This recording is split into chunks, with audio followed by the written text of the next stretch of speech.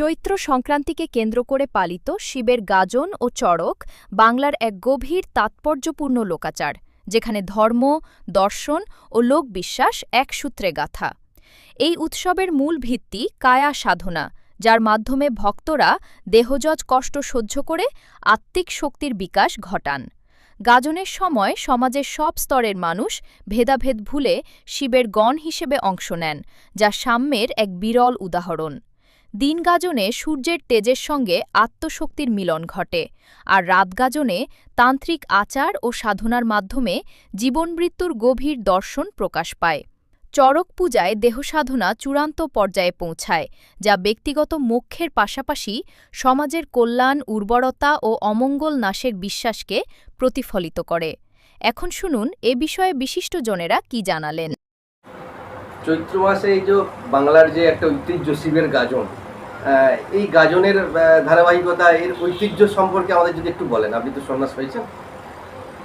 সন্ন্যাস দু রকমের, একটা হচ্ছে সন্ন্যাস যেটা নিতে হয় বিভিন্ন মঠ মিশনে দেখতে পারেন, বিশেষ করে ভারত সেবা সংঘ এবং রামকৃষ্ণ মিশনে। এই দু জায়গায় যাদের সন্ন্যাসীতে থাকেন তারা তার আগে যে সন্ন্যাসটা নেয় তাদের অনেকগুলো স্টেপ করে আসে, আস্তে আস্তে তারপর তারা তাদের নিজের পিণ্ড দান করে তারপর তারা সন্ন্যাস গ্রহণ করে। তাদের পূর্বাশ্রম কিছু বলে কিছু থাকে না, তাদের গৃহ বলে কিছু থাকে না, তাদের সংসার বলে কিছু থাকে না। এটা হচ্ছে একরকম সন্ন্যাস। আর রকম সন্ন্যাস হচ্ছে দেখবেন চৈত্র মাসে এই আমাদের মতন মানুষ কিছু আছে, আমি গৃহস্থ, আমার সংসার আছে, আমরা এই চৈত্র মাসে অনেকে কেউ 1 মাস ধরে, কেউ 15 দিন ধরে, কেউ 5 দিন ধরে এই সন্ন্যাসটা নেয়। এই সন্ন্যাসটা হচ্ছে বাবার জন্যে, অর্থাৎ বাবার শৈব যারা শিবের যারা তার মধ্যে এই সন্ন্যাসটা নেওয়া হয়। এর মধ্যে কী কী থাকে? এর মধ্যে গাজন থাকে, এর মধ্যে নীল থাকে, এর মধ্যে ফল থাকে। এই সব কটাকে নিয়ে চৈত্র মাসের যে সন্ন্যাস, সেই সন্ন্যাসটা আমাদের যারা মতন যারা গৃহস্থ মানুষ, যারা সাংসারিক মানুষ, তারা নেয়। এই সন্ন্যাসের সাথে কিন্তু আগেকার যে ভারত সংঘ বা রামকৃষ্ণ মিশনের সন্ন্যাস বললাম তার সঙ্গে কিন্তু কোনো মিল নেই। তারা কিভাবে এই সন্ন্যাসটা আপনারা গ্রহণ করেন?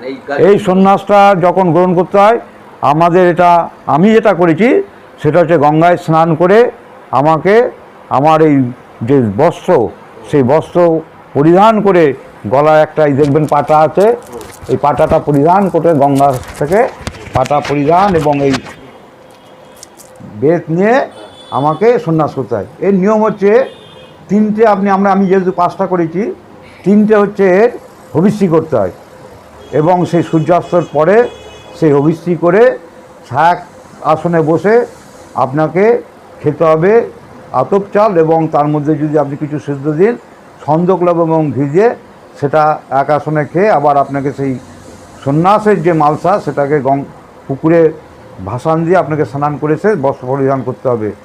আর আপনি যদি কেউ বলে দুপুরবেলা ফল খেতে পারবে, ফল খাই।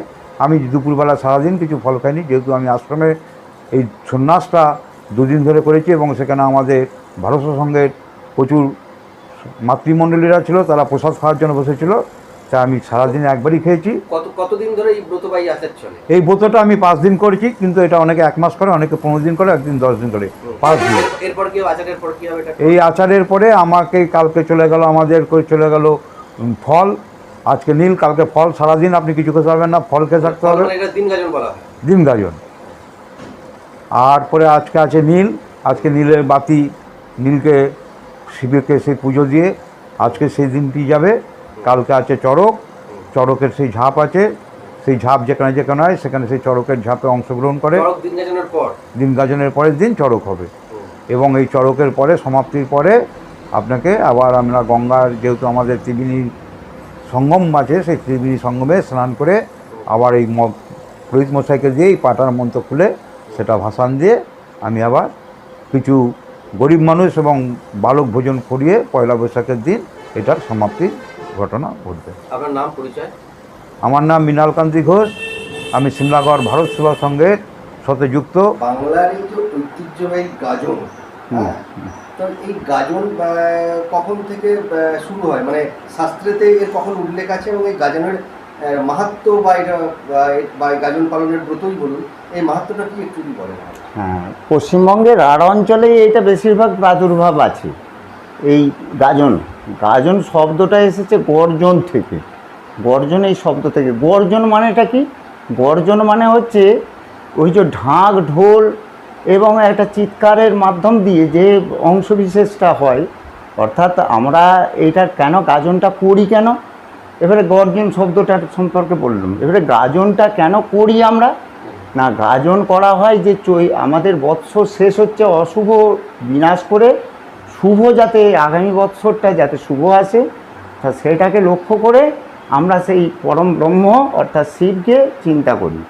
আমরা জানি যে ঔম মানে অকারে চ ব্রহ্মা, ওকারে চ বিষ্ণু, মকারে চ মহেশ্বর।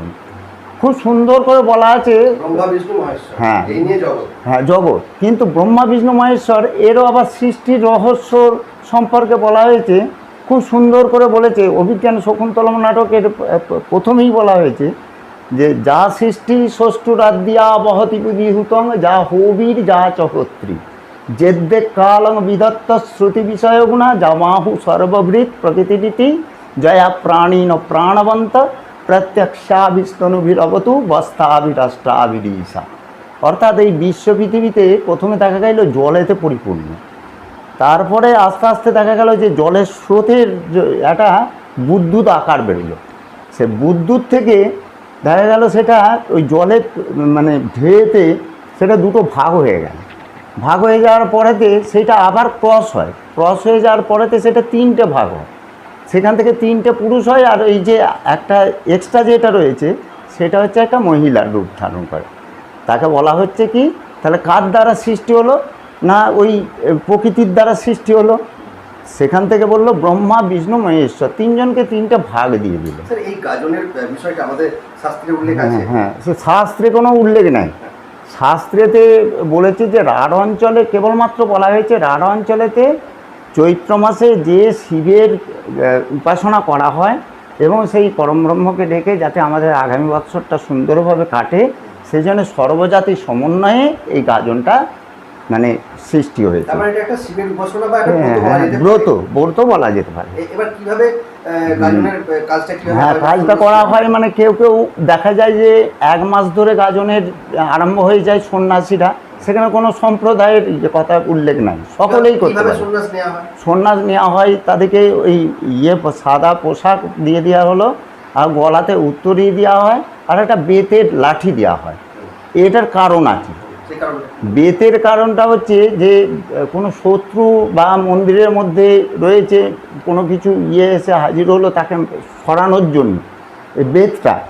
আর গলায় উত্তরীয়, তুমি যে সন্ন্যাস ধর্ম গ্রহণ করেছো, সেই সন্ন্যাস ধর্ম গ্রহণ করার জন্যই তোমাকে ওইটা একদিকে রাখা হলো, মানে গলাতে ওই উত্তরীয়টা দেওয়া হলো। না হলে বুঝবে কী করে যে সন্ন্যাস? তাকে মন্দিরের মধ্যেই থাকতে হবে। এবং তাদেরকে ব্রাহ্মণ কী করেন না, শিব দীক্ষিত করে দেন, অর্থাৎ তাদের গোত্রটা কি রইল শিবগোত্র। তারা ওখানেই খাওয়া দাওয়া, মানে যে সারাদিনের পর একবার খাবে ফল বা হবিষ্যান্ন খাবে, সেটা কেবলমাত্র সারাদিনে একবারই খাবে। কিন্তু বর্তমানে কি করে সেটা আমি জানি না, যদিও আমি এটা করি না। এই এতদ অঞ্চলে এই জন্য এই 3 দিন ধরে এই গাজনটা বেশিভাবে সমাদৃত হয়েছে। বাকি সময় কিন্তু তারা ওই স্নান করতে যায়, এসে শিবের উপাসনা করে যথারীতি। হ্যাঁ, বিশেষভাবে পালন করতে হয়। মানে একটা হচ্ছে ওই দিন গাজন হয়, যেটাকে এসে লাঠি খেল হয়, গ্রামের বিভিন্ন জায়গায় বিভিন্ন ধরনের হয়। তা যেমন আমাদের এই সালেপুর বাবা কাশীনাথের আছে, সেখানে এসে রামনগর সালেপুর মিলে এসে আমাদের ওই কাশীনাথের মন্দিরেতে সেখানে ওই লাঠি খেলটা হয়। তাতে কি হয় না, ওই ঢাক ঢোল এই সবগুলো থাকে, বিভিন্ন মন্দিরেতে যাওয়া হয় এবং সেখানে সকল সম্প্রদায়ের মানুষেরাই এই লাঠি খেলটা করে, নাচতে নাচতে যায় বিভিন্নভাবে হই হই করে বাবা কাশীনাথকে বা বিভিন্ন যেসব শিবেদের নাম আছে, যতগুলো নাম আছে সেই নামগুলোর করতে করতে মানে তারা যায়। না, সেখানে বর্ণ বৈষম্য নয়, সব শিব গোত্রীয় হয়ে গেল, সেখানে কোনো কিছু ওইসব জাত ফাত নেই। এটা গেলে একদিন গেল, তারপরে হচ্ছে রাত গাজন। সেখানে ওই গামির গাছ কেটে নিয়ে আসতে হবে।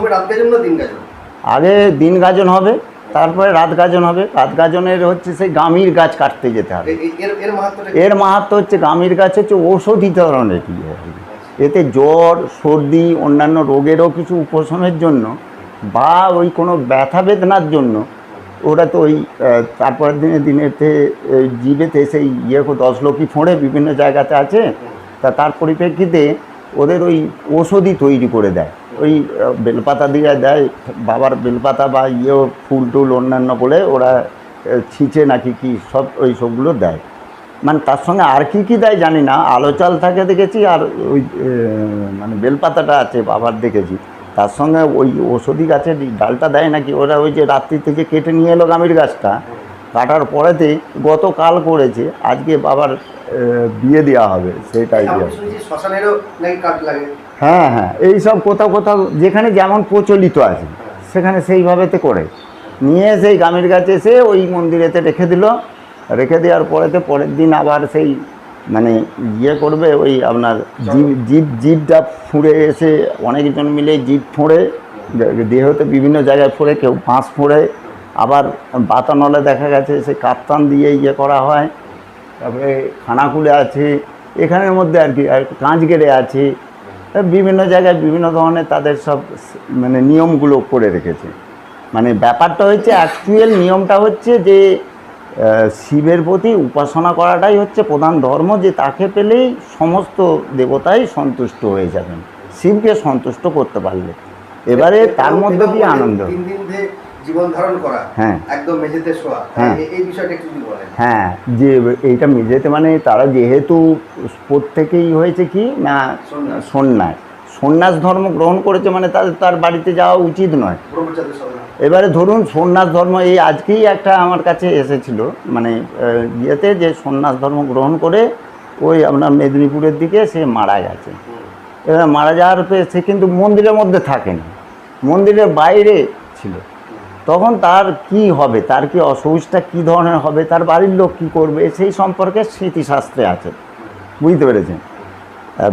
তা এই শিবের যে ইয়েটা সেইটা ওই দশলকি ফুল আরাধনা বা শিবের যে ব্রত, এই যে আচার, এর আসল উদ্দেশ্যটা কি?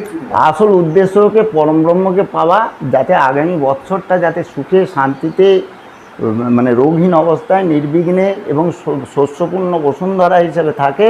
এটা বেশিরভাগ রাঢ় অঞ্চলের চাষিদের মধ্যেই প্রাদুর্ভাবটা দেখা দিয়েছিল। আস্তে আস্তে সকল সম্প্রদায়ের মধ্যেই এই প্রাদুর্ভাবটা উদ্ভাসিত হয়েছে। আমরা তো জানি বিভিন্ন সময় মহিলারা বিভিন্ন সময় ব্রত করে, হ্যাঁ, এটাও কি এক ধরনের, এটা পুরুষদের জন্য ব্রত? এইটা পুরুষদের জন্যই ব্রতটা। আচ্ছা, কোনো কোনো জায়গায় মহিলা সন্ন্যাসী তো দেখা যায়। হ্যাঁ, মহিলা সন্ন্যাসী দেখা যায়, তারা কিন্তু ওই ঝাঁপটাকে দেয় না, ঝাঁপটা কেবলমাত্র ওই তারা ওই ব্রতটাকে করে আর কি, অর্থাৎ শিবব্রত যেটাকে বলা হচ্ছে, অর্থাৎ ওই যে সন্ন্যাস ধর্মটাকে গ্রহণ করলো, ওই সন্ন্যাস ধর্ম গ্রহণ করার পরিপ্রেক্ষিতে তাদের যে নিয়মগুলো, ওদের মানে নিয়ম একটা তো করা আছে, যে এই নিয়মাবলী ছাড়া কখনো করা যাবে না, পরিবর্তন করা যাবে না। এইটা সাধারণ ক্ষেত্রে এসেছে, আমরা যেটা দেখতে পাই মানে প্রাগৈতিহাসিক যুগেতে, মানে খ্রিস্টের জন্মের 100 বৎসর আগেতে এইটা এই রাঢ় অঞ্চলেতে এটা প্রাদুর্ভাবটা দেখা দিয়েছে।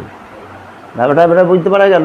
এবারে ঝাঁপ দিয়া মানে সেটাও একটা আনন্দবর্ধক, প্লাস হচ্ছে আগুনে ঝাঁপ দেওয়া হয়, তারপরে ওই এমনি উপর থেকে নিচতে ঝাঁপ দেয়, সেখানে হয়তো কাঁটা পেরেকে এইসব দেওয়া থাকে। হ্যাঁ, এই কারণটা হচ্ছে কেবলমাত্র যে আত্মবলিদান করার মতন, আত্মবলিদান। সেখানে কিন্তু কোনো ওই সম্প্রদায়ের কোনো কিছু ভাগ নেই। এখানে যে বলবে যে এ অমুক ও তমুক এইসব নয়, সে ব্রাহ্মণ, তবে একজন থাকে মূল সন্ন্যাসী, তিনি সেইটাকে গোটাটাকে পরিচালনা করেন। প্রত্যেকটা জায়গাতে একজন করে মূল সন্ন্যাসী থাকেন, সে মূল সন্ন্যাসীকে কিন্তু সমস্তটাকে মেনে চলতে হবে, যে মন্দির থেকে তাকে আর কোথাও যাওয়াও চলবে না, মন্দিরেই থাকতে হবে, মন্দির থেকেই সব কিছুটাকে করতে হবে। এই সময়ের মধ্যেই বলে শিব পার্বতীর নাকি বিয়ে হয়। হ্যাঁ, শিব পার্বতীর যে বিয়েটার কথা বলা আছে, অর্থাৎ দেখা গেছে যে যদি মিলন উৎসবটা হয়, তাহলে সকলের ক্ষেত্রে প্রকৃতি আর পুরুষের মধ্যে যদি মিলনটা ঘটে যায়, তাহলে দেখা যাচ্ছে তাহলে দেব এবং দেবী তিনি একজন, সোজা মাত্মা অনেক লভ্য, সেই আমি, সেটাকেই আমি লাভ করতে পেরেছি।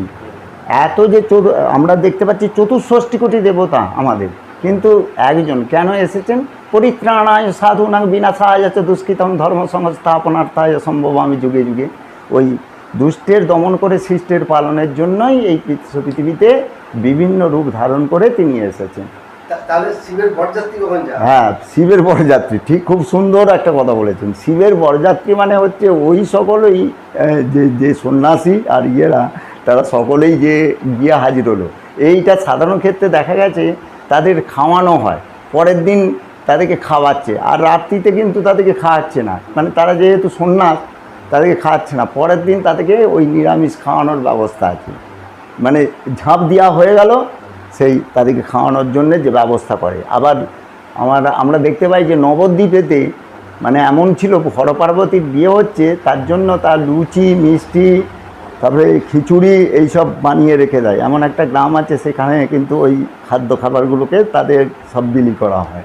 আচ্ছা, এটা তো তুমি ঘটনা বললেন, এরপর সন্ন্যাসীরা উত্তরীয় খুলে আবার গৃহস্থ জীবনে কিভাবে ফিরে আসে? হ্যাঁ, গৃহস্থ জীবনে তাদের ওই যখনই উত্তরীয়টা খুলে দিল, ওইটা হচ্ছে যে দিনটায় ঝাঁপ দিল তার চড়কের পরের দিনেতে ওইটা হবে। ব্যাপারটা বুঝতে পারা গেছে। তাদের দিয়ে শিবগোত্র থেকে হয়ে যার যে এটা গোত্র, কেউ মৌদ বললো, কেউ কাশ্যপ, কেউ শাণ্ডিল্য, হ্যাঁ এরকম ভাব গোত্র, সুন্দরীষি, যার যা এটা ওম ঋষি, হ্যাঁ তারা আচারের মাধ্যম দিয়ে আর নয়, মানে ব্যাপারটা হয়েছে এবারে তারা পরবর্তীকালে যখন ঝাঁপটা দেওয়া হয়ে গেল, মানে বাবার ওই 1 মাস যে ক্লিচ্ছ সাধনটা, সে ক্লিচ্ছ সাধনটা শেষ হয়ে গেল, পরবর্তীকালে তারা ওই যা খাদ্য খাবার সেটা খেয়ে নিল, এইরকমভাবে চলে আর কি। আমাদের হিন্দু ধর্মের যে এই আচারটা, যে তুমি আনন্দের দ্বারাতে পরম ব্রহ্মকে পাওয়ার চেষ্টা করো, শুধু ওই সবসময় তুমি এই ডেকে আর করে তোমার তো মন তো তখন সংযোগ হবে না। এই বর্তমান যুগে তুমি 1 মাস মাত্র ক্লিচ্ছ সাধন করলে হবে না, দীর্ঘদিন ধরে মুনি ঋষিরা করেছেন, তো করার পরেতে তারপরে সেই পরম ব্রহ্মকে নিজের হৃদয়ের মধ্যে আনতে পেরেছে। যখন তুমি সেই পরম ব্রহ্মকে নিজের হৃদয়ের মধ্যে আনতে পারবে, মানে অর্থাৎ শিবই হোক, দুর্গাই হোক, কালী হোক, মানে নারায়ণই হোক, কৃষ্ণই হোক, যখন হৃদয়ের মধ্যে আনতে পারবে, তখন আর তো তুমি মানুষ নও, তখন তুমি দেবতারই একটা অংশ বিশেষ।